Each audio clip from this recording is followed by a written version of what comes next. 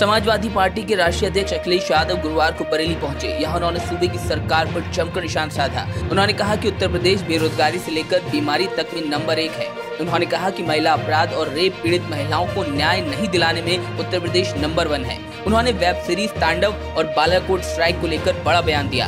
उन्होंने कहा कि भारतीय जनता पार्टी ने सबसे ज्यादा तांडव का प्रचार किया, लेकिन तांडव फिल्म देखने के बाद पता चलता है कि कुछ चीजें क्रिएट की जाती हैं। बिल्कुल उसी तरह सरकार को ये बताना चाहिए कि बालाकोट स्ट्राइक जैसी संवेदनशील कार्रवाई की जानकारी सिर्फ एक पत्रकार तक कैसे पहुंची। भारतीय जनता पार्टी ने ज्यादा प्रचार किया है तांडव का, क्योंकि भारतीय जनता पार्टी ने प्रचार कर दिया। कल तक मैंने भी नहीं कोई सीरियल देखा था। मैंने जब देखा उसमें तो उसमें यह नजर आता है कि कुछ चीजें क्रिएट की जाती हैं कि सोशल मीडिया पर क्या चीज हावी हो जाए जो लोगों को लगे कि शायद यही सब कुछ बोल रहे हैं, सब कुछ कर रहे हैं। ये सोची समझी सरकार की स्ट्रेटजी रही होगी। इसीलिए अगर बालाकोट जैसी सीरियस और सरकार की सबसे महत्वपूर्ण मानने वाली योजना या जो घटना, उसकी जानकारी अगर प्रेस को है और केवल एक व्यक्ति को जानकारी है तो ये सरकार बता सकती है, और उस सरकार की जिम्मेदारी बनती है जो अपने आप को सबसे करीब मानती है कि राष्ट्र की कोई पार्टी है या भारत मां की कोई पार्टी है तो वो भारतीय जनता पार्टी है। आखिरकार उन्हें बताना चाहिए कि वो चैट या वो व्हाट्सएप कौन भेज रहा था, सोर्स क्या था। सोर्स हम लोग नहीं जान सकते, सोर्स सरकार बता सकती है। इसलिए जिम्मेदारी बनती है, ये नेशनल सिक्योरिटी का मामला है, सरकार को जानकारी देनी चाहिए, और अगर किसी ने इस चीज को लीक किया है तो उसके खिलाफ कार्रवाई होनी चाहिए। इसके अलावा अखिलेश ने कहा कि बरेली गंगा जमनी तहजीब का शहर है। सबसे ज्यादा भाईचारा यहाँ देखने को मिलता है, लेकिन भाजपा यहाँ जहर घोलने का काम कर रही है। इसके अलावा उन्होंने आजम खान को लेकर बड़ी बात कही। उन्होंने कहा कि समाजवादी पार्टी आजम खान के साथ खड़ी है। कोरोना वैक्सीन के बारे में अखिलेश यादव ने सरकार से सवाल किया कि सरकार को ये बताना चाहिए कि गरीबों को फ्री वैक्सीन मिलेगी या नहीं। वैक्सीन कैसे लगेगी, मैं भारतीय जनता पार्टी से जानना चाहता हूं। उनकी सरकार दिल्ली में भी है, उत्तर प्रदेश में भी है,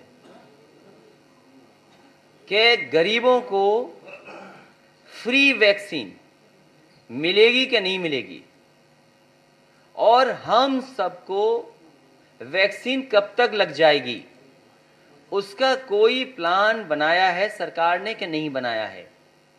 क्या टेक्निकल स्टाफ को ट्रेनिंग दी है कि नहीं दी है, पर्याप्त वैक्सीन को पहुंचाने का इंतजाम किया है कि नहीं किया है, क्या पर्याप्त वैक्सीन आपको उपलब्ध हो गई उत्तर प्रदेश में कि नहीं हो गई। इसलिए हम भारतीय जनता पार्टी से जानना चाहते हैं कि गरीबों को वैक्सीन फ्री मिलेगी कि नहीं मिलेगी और कब तक लग जाएगी। इससे पहले अखिलेश यादव को हवेली रिजॉर्ट पहुंचना था, लेकिन सपा सुप्रीमो फरीदपुर निकल गए। बड़ा बाईपास होते हुए सीधे फरीदपुर पहुंचे। यहां अखिलेश यादव ने मृतक पूर्व ब्लॉक प्रमुख सोनू के परिजनों से मुलाकात कर उनको सांत्वना दिया।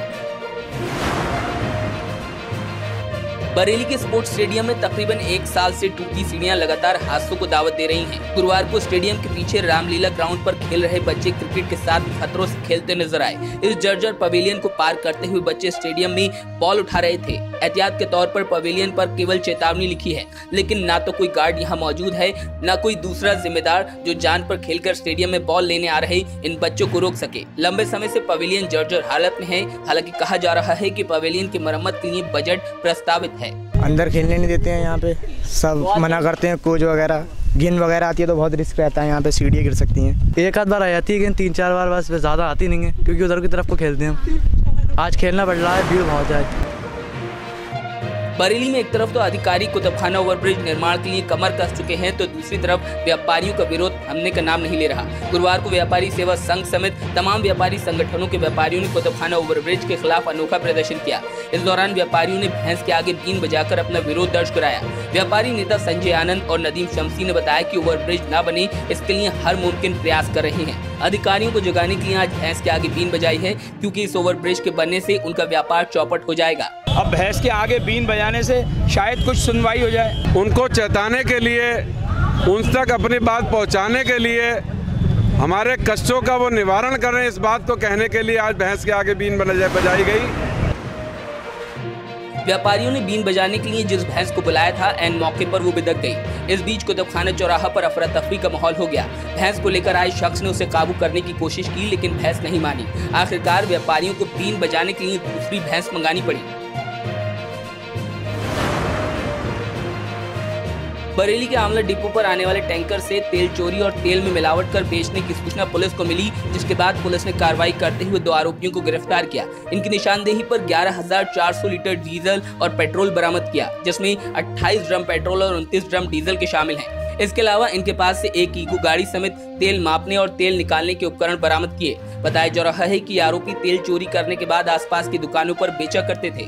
एसएसपी रोहित सिंह सेजवार ने बताया कि आरोपियों को गिरफ्तार कर जेल भेजा जा रहा है। आगे भी इस तरह की कार्रवाई जारी रहेगी। आंवला डिपो पड़ता है, यहाँ से सूचना मिली थी कि कुछ लोग जो हैं वहाँ से जो टैंकर निकलते हैं उनसे ड्राइवरों से सेटिंग करके वहाँ से तेल चोरी करते हैं और उसको फिर मिश्रित करके और अपना जो दुकानें हैं वहाँ से छोटे छोटे फुटकरों को बेचते हैं। तो इसी आधार पर पुलिस ने 2 व्यक्तियों को गिरफ्तार किया और उनके पास से 11,400 लीटर का जो तेल है, जिसमें डीजल और पेट्रोल दोनों ही है, उसको भी बरामद किया गया और उनके ऊपर मुकदमा पंजीकृत किया जा रहा है और इन दोनों को ही गिरफ्तार करके जेल भेजा जा रहा है और आगे जो और लोग इससे जुड़े हुए होंगे उनकी खोजबीन की जा रही है। बरेली में एक खेत में बुजुर्ग का शव पेड़ से बंधा मिलने के बाद हड़कंप मच गया। बताया जा रहा है कि मृतक घर से लापता था, जिसके बाद थाने में उसकी गुमशुदगी दर्ज कराई गई थी और अब उसका शव बरामद हुआ है। पूरा मामला भुजीपुरा थाना क्षेत्र के ग्राम मांडा का है। बताया जा रहा है कि मृतक अपनी 2 बीवियों के साथ खेत में बने घर में रहता था। शव मिलने के बाद सीओ नवाबगंज अपनी टीम के साथ मौके पर पहुंचे। उन्होंने बताया कि मामले की जाँच की जा रही है। मृतक के भतीजे ने अज्ञात लोगों के खिलाफ मुकदमा दर्ज कराया है। 50 वर्षीय व्यक्ति रात से गायब था, जिसके संबंध में आज 11:30 बजे के लगभग उसके बड़े भाई तुलाराम ने गुमशुदगी लिखाई थी। आज शाम के समय उसकी डेड बॉडी उसी के खेत में पेड़ से बंधी हुई मिली है, जिसके संबंध में उसके भतीजे दर्शन सिंह द्वारा मुकदमा पंजीकृत कराया गया है। आवश्यक कार्रवाई की जा रही है।